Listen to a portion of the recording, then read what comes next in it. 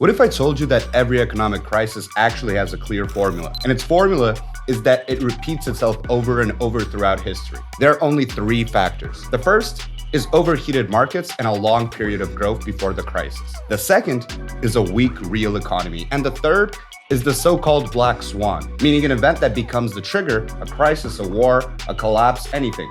In our case, more like a red swan. And here's the most interesting part right now. The first two factors are already in place. Markets are overheated almost everywhere. The economy, to put it mildly, is not in great shape. And the trigger, it can appear at any moment, or it may have already appeared, and that trigger could be the new war in Iran. That's why I believe that 2026 and 2027 could very likely mark the beginning of a serious crisis. But let's break it down step by step. My name is Tyler White, and you're on a channel about trading, economics, and finance. Subscribe if you haven't already, and let's get started. I want to begin with a simple idea that seems obvious, but in practice, almost everyone forgets about it. When we see beautiful green charts, logic for some reason switches off. And the idea is very simple. If something has grown significantly, it will most likely be followed by a correction. At the very least, a correction. At worst, a decline. And this isn't just an opinion, it's backed by data. There's a metric called PE. It shows how expensive a company is. If PE is 2,530, it means that the company is valued at 2,530 years of its annual profits, and that's expensive. If PE is 510, that's cheap.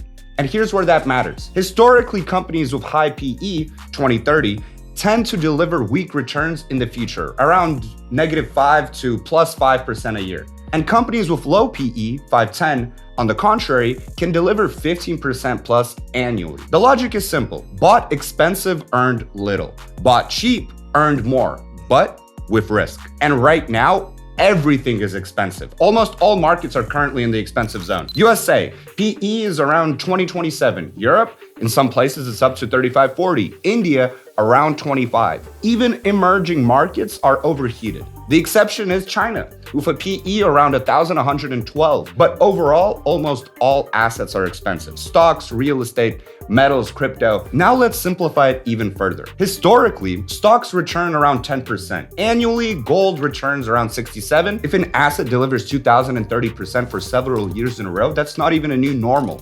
That's a deviation, and it's almost always returns to the means afterwards. If gold returned to plus 70% in 2025, don't expect another plus 70%. Most likely weaker or even negative years will follow, and gold will revert on average back to 67%. The same applies to stocks. That's why it's important not to fall into euphoria when everything is going up. Now let's look at history. Before every major crisis, the same thing happened: rapid growth and euphoria. 2008, a housing market bubble. Banks issuing loans left and right. Everyone making money. And then the bankruptcy of the Lehman Brothers and the collapse. 2000, dot-com bubble. Any company with .com in its name growing by hundreds of percent. It gets so absurd that even companies that theoretically couldn't make money, like Linux-related ones, were rising in prices. In the end, mass bankruptcies and a market drop of around 40%. And out of 100 online stores, only one survives: Amazon. Before COVID, there was also strong growth of about 30% and a record inflow of new investors' money in the markets. And every time, euphoria, bubble crash. But it's important to understand that I'm not trying to exaggerate. Growth itself is not the problem. The problem arises when markets are growing, but the economy is not. Now, honestly, what condition is the economy in right now? High interest rates for several years already. USA around 4%, UK 4%, EU 2%.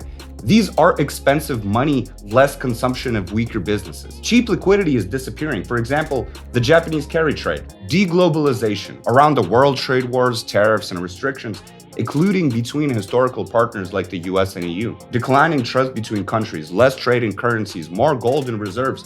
We are moving from a global economy to standalone economies. And that is less efficient and more risky. And all of these factors together, especially after a series of major crises in the recent years, are creating a very, very weak global economy. Now, let's put everything together. On one side, we have weak economy, expensive money, and trade issues. And on the other, overheated markets and abnormal growth.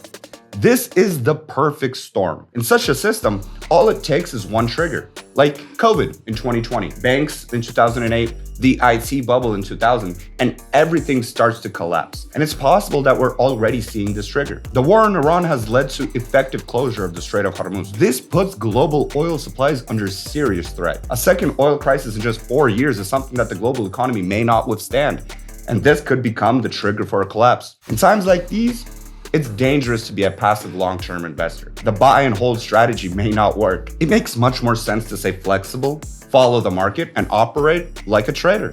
Because you can make money both on the way up and on the way down. The key is to be prepared. So my advice is don't ignore the signals the market is giving right now. We already see 2 out of 3 crisis factors. And if the war doesn't end quickly, it could become 3 out of 3. If this kind of analysis resonates with you, subscribe to the channel. I regularly share my view on the market. And if you want daily analytics and news breakdowns, check out my Telegram. Link is in the description. This was Tyler White, wishing you a great year and profitable tradings. See you guys in the next video.